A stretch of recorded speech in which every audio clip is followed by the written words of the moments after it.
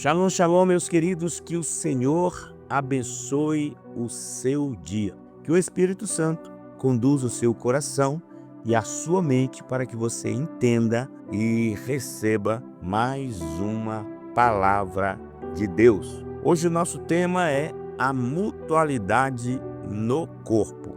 Eu sou o reverendo Milton Rodrigues e eu pastoreio a comunidade Nação Ministério Pleno. Nosso ministério fica na cidade de São Sebastião, no Distrito Federal. Somos um ministério que trabalha com libertação em alto nível e também com restauração da personalidade, área da mente, emoções, sentimentos e vontade.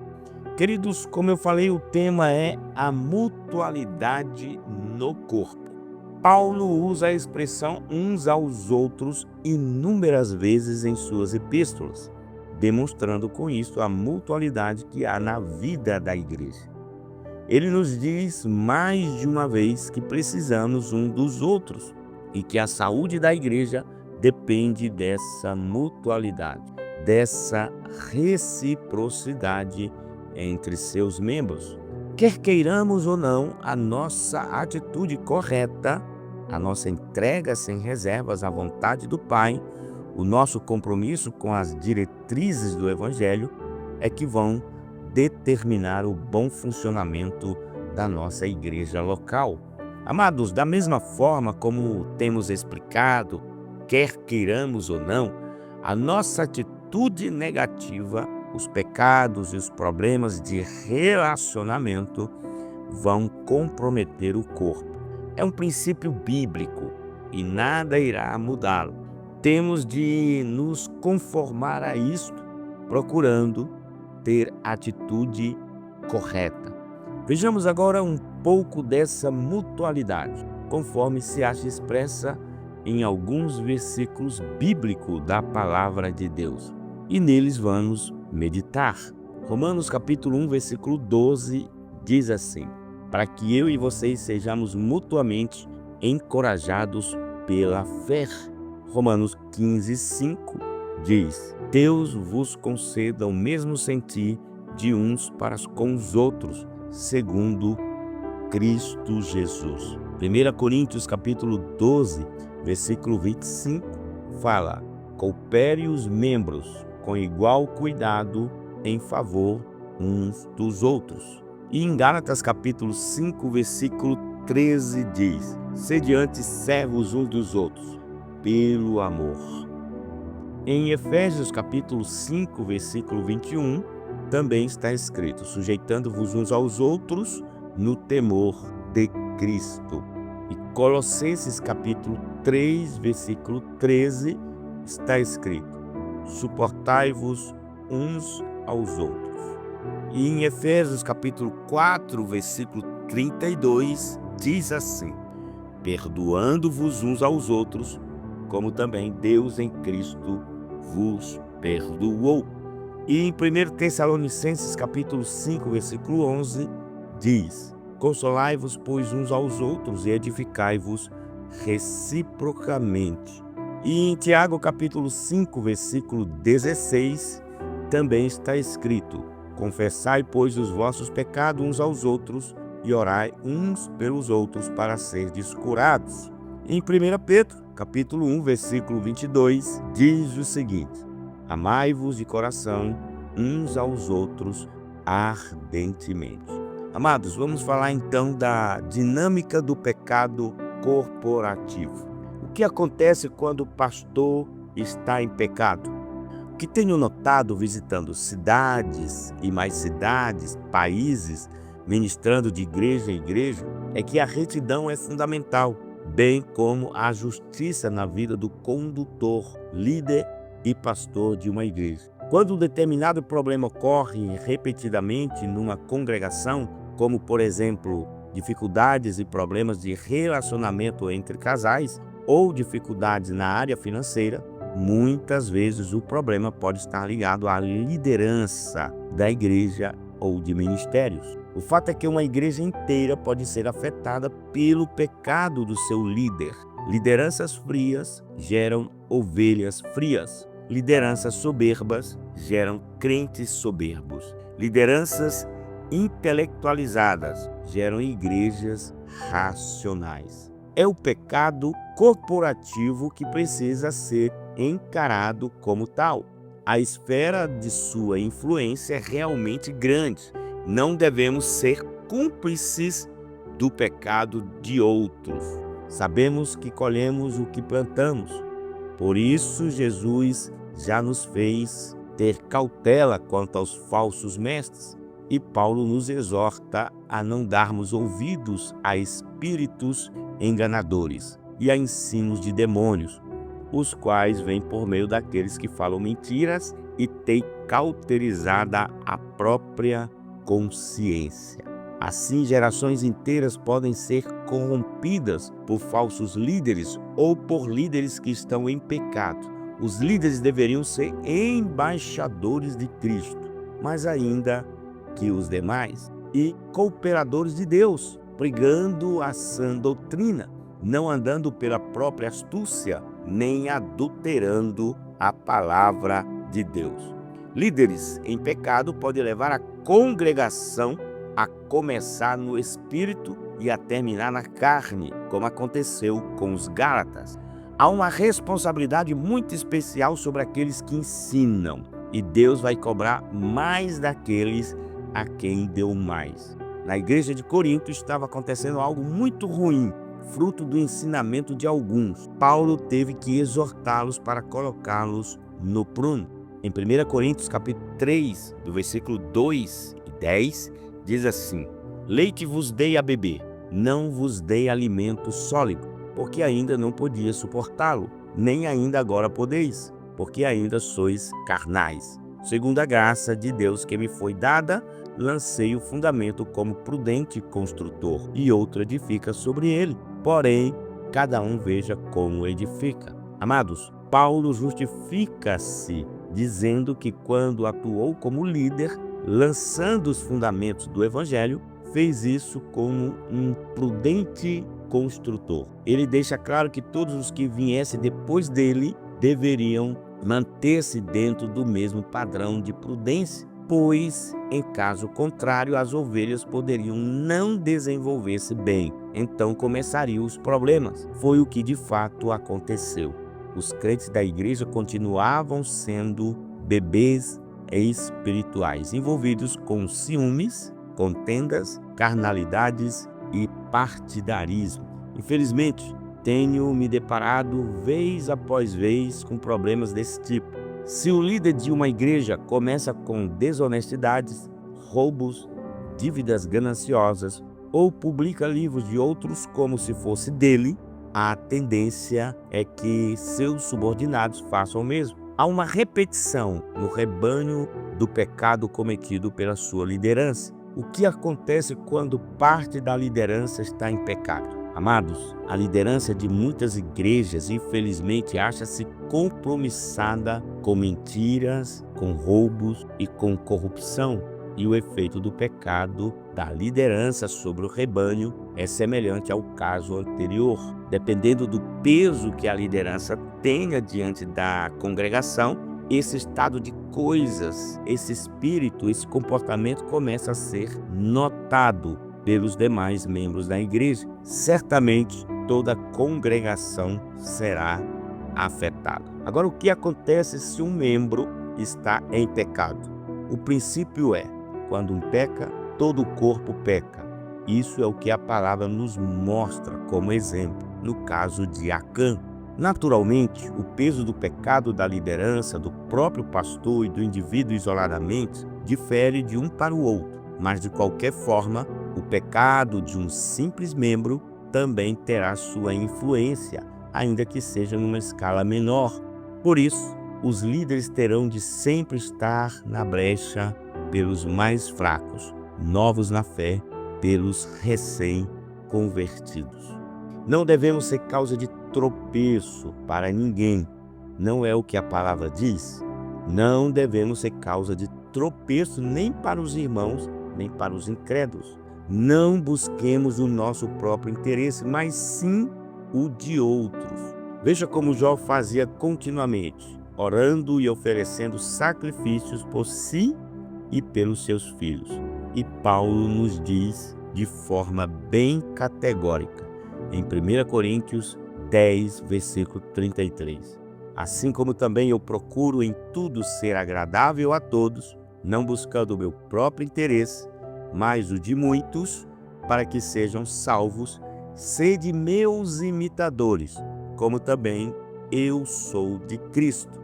Então, meus amados, a unidade orgânica de uma igreja faz com que aconteça uma interação que vai muito além do que possamos ver. Assim, quando um está ferido, todos deveriam sofrer.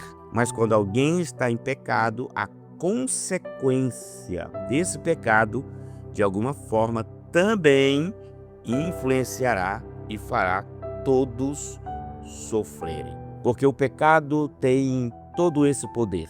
O pecado dá lugar ao diabo, tanto o pecado individual quanto o corporativo da comunidade. Abre brechas, dando direito legal de atuação aos demônios. Deixa eu te trazer aqui um relato de uma pastora. Ela disse o seguinte: numa igreja havia um grupo familiar que ia muito bem. O grupo era um pouco atípico, porque em sua maioria dele faziam parte jovens e recém-casados. Havia uma ênfase toda especial na oração e intercessão. Um agradável dinamismo permeava as reuniões e havia sempre muitos testemunhos que tocavam e alcançavam a comunidade. Fui convidada a visitá-los mais de uma vez. Sempre que me chamavam, eu já sentia de antemão grande alegria de revê-los. Era agradável estar no meio deles. Senti aquele entusiasmo que já me era familiar, ver a dedicação que eles tinham às coisas de Deus e ainda ver a maturidade do grupo em alcançar e discipular os de fora. Só que uma outra vez, porém, quando estive com eles, qual não foi a minha decepção? O grupo, que sempre tinha sido saudável, achava-se agora um tanto apático, algo não estava bem, e numa conversa particular com uma das líderes, de repente, o Espírito levou-me a fazer a seguinte pergunta: o que há de errado no grupo? Sem dúvida alguma coisa estranha aqui.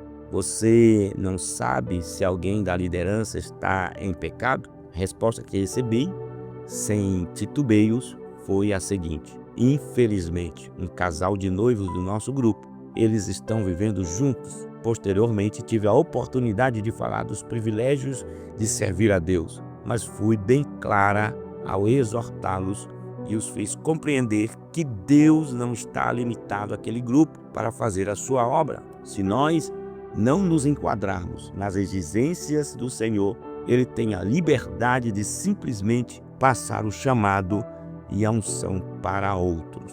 Não busquemos o nosso próprio interesse, mas sim os dos outros. Quando abordei a questão da seriedade do pecado, o casal envolvido logo foi tocado pelo Espírito Santo e, chorando, confessou o seu erro. E através de um cuidado pastoral e com orientação adequada, eles abandonaram o pecado. Em pouco tempo o grupo voltou a ser sadio. Os que se inclinam para a carne cogitam das coisas da carne, mas os que se inclinam para o Espírito, das coisas do Espírito, porque o pendor da carne dá para a morte, mas o do Espírito para a vida e paz. Por isso o pendor da carne é inimizade contra Deus, pois não está sujeito à lei de Deus, nem mesmo pode estar. Portanto, os que estão na carne não podem agradar a Deus. Isso está escrito em Romanos capítulo 8, versículo 5 a 8. E também Romanos 6, versículo 1 e 2 e o 12 e 23 diz: permaneceremos no pecado para que seja a graça mais abundante? De modo nenhum. Como viveremos ainda no pecado, nós os que para ele morremos? Não reine, portanto, o pecado em vosso corpo mortal, de maneira que obedeçais às suas paixões, porque o salário do pecado é a morte. Amados, a unidade orgânica de uma igreja faz com que aconteça uma interação que vai muito além do que possamos ver. Assim, quando um está ferido, todos deveriam sofrer. Mas quando alguém está em pecado, a consequência desse pecado, de alguma forma, também influenciará e fará todos sofrerem. O pecado leva à morte, à separação de Deus, a extinguir o Espírito, não porque perdemos a salvação, mas porque deixamos de ter comunhão com o Pai. Dessa forma, se não estamos em comunhão com Deus, estamos naturalmente à mercê do diabo, mesmo que disto não tenhamos consciência, porque o adversário é astuto, muito mais astuto do que o homem carnal. A batalha em nossa mente, em nossas emoções, pode ser muito mais sutil do que pensamos. E vemos e entendemos. A porta fica aberta para ele entrar e agir. Isso tudo é coisa muito séria mesmo. Hoje em dia, parece que a igreja perdeu a capacidade de dar nome aos bois, isto é, de chamar o pecado de pecado. Estamos de fato agindo como a igreja de Laodiceia, confiando em nossa justiça própria, fazendo o que nos convém, deixando o Espírito de Deus do lado de fora do corpo. Embora muitos dos que se dizem discípulos de Jesus não aceitem que uma igreja possa ser influenciada por espíritos demoníacos, na verdade isto é uma realidade. A igreja pode, infelizmente, estar com as portas escancaradas para a atuação do inimigo, tanto no Antigo Testamento quanto no Novo. E nas palavras de Jesus, podemos ver que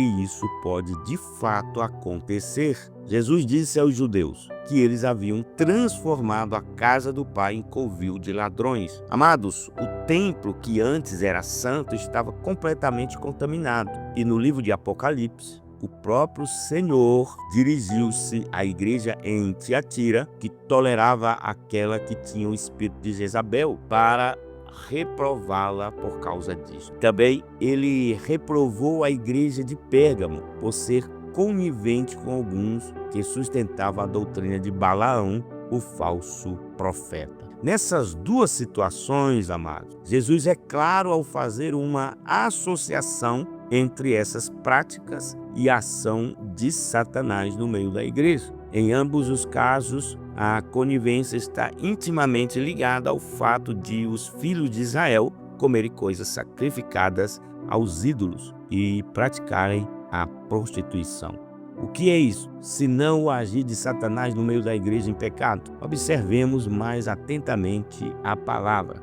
Paulo nos diz o seguinte, 1 Timóteo capítulo 4, versículo 1 ao 2. O Espírito afirma expressamente que, nos últimos tempos, alguns apostatarão da fé, por obedecer a espíritos enganadores e a ensinos de demônios, pela hipocrisia dos que falam mentiras e que têm cauterizado a própria consciência. O apóstolo João também faz o mesmo alerta na epístola de 1 João, capítulo 4, versículo 1 ao 3, que está escrito o seguinte: Amados, não deis crédito a qualquer espírito, antes provai os espíritos se procedem de Deus, porque muitos falsos profetas têm saído pelo mundo afora. Nisto reconheceis o Espírito de Deus. Todo espírito que confessa que Jesus Cristo veio em carne é de Deus, e todo espírito que não confessa a Jesus não procede de Deus. Pelo contrário, este é o espírito do anticristo, a respeito do qual tendes ouvido que vem e presentemente já está no mundo. Então, queridos, também nessa mesma epístola, João faz terríveis afirmações, dizendo que as falsas doutrinas e os anticristos podem sair do nosso próprio meio, isto é, da igreja. Olha o que está escrito em 1 João, capítulo 2, versículo 18 ao versículo 19. Filhinhos, já é a última hora. Também agora muitos anticristos têm surgido. Eles saíram de nosso meio, entretanto, não eram dos nossos, porque se tivessem sido dos nossos, teriam permanecido conosco. Todavia, eles se foram para que ficasse manifesto que nenhum deles é dos nossos. Queridos, e estes são os sinais da última hora. Em outras palavras, são sinais dos nossos tempos. João conclui dizendo que ele escreve isso para que estejamos alerta contra aqueles que procuram enganar-nos. Como está em 1 João capítulo 2, versículo 26, que diz assim: Isto que vos acabo de escrever é acerca dos que vos procuram enganar. Então, queridos, O pecado, a desobediência aos princípios estabelecidos por Deus, leva não só o diabo a atuar, mas também atrai maldições decorrentes das más obras. Lembremos-nos de Deuteronômio capítulo 28, versículo 15 e versículos seguintes, com respeito à questão dos frutos da desobediência. Lembremos-nos do caso de Ananias e Safira, cuja mentira e maldade de coração atraiu o juízo de Deus sobre si, se não fossem devidamente punidos pelos apóstolos. Toda aquela igreja cristã recém-nascida arcaria com consequências funestas. Porque Deus trata o pecado de forma tão severa nas páginas da Bíblia? E hoje em dia cremos que Ele não nos tratará da mesma forma por causa da sua misericórdia? Ele a tinha antes, tal como a tem agora. Deus não muda. Deus não é um Deus carrasco que se alegra em punir o seu povo. Ele é de fato um Deus misericordioso, benigno, compassivo, que se alegra em perdoar e transformar as vidas que estejam em rebelião. Deus, porém, jamais será conivente com o pecado. Se insistirmos em pecar, as consequências virão, pois estaremos tocando na sua santidade. Mas, pelo seu zelo, Deus não permitirá que isso aconteça. Que Deus possa estar nos levando a meditar e a refletir sobre este assunto. E para que eu possa estar aqui concluindo, eu deixo para vocês Efésios capítulo 5, versículo de número 32. Grande é este mistério. Digo, porém, a respeito de Cristo e da igreja. Que você seja abençoado com esta palavra. Você já é inscrito no nosso canal? Se ainda não é inscrito, tem um botão aqui abaixo, só se inscrever. E após se inscrever, ative o sininho para que você receba notificações todas as vezes que postarmos algo interessante para você e sua família. Também não esqueça, estamos nas redes sociais. Lá no Instagram, você vai colocar @Ministério Pleno. No Facebook, você vai colocar @Ministério Pleno. No TikTok, é só colocar Ministério Pleno e o número 10. Ministério Pleno 10, tudo junto, ok? E, amados, não esqueça de comentar o nosso devocional. É importante, comente, nem que seja com amém. O seu amém é importante para nós, porque nós vamos chegar em outras pessoas subindo este devocional.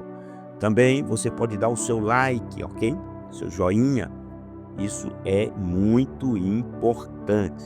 E compartilhe o nosso devocional com alguém que possa ser edificado.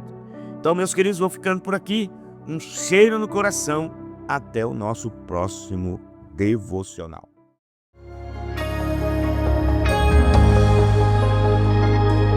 Há um segredo quando eu adoro. Ele visita o meu coração ao som da minha adoração. Há um segredo quando eu adoro. Não é expresso nas palavras, mas é no som que sai da minha alma. Quando eu adoro, o céu não existe.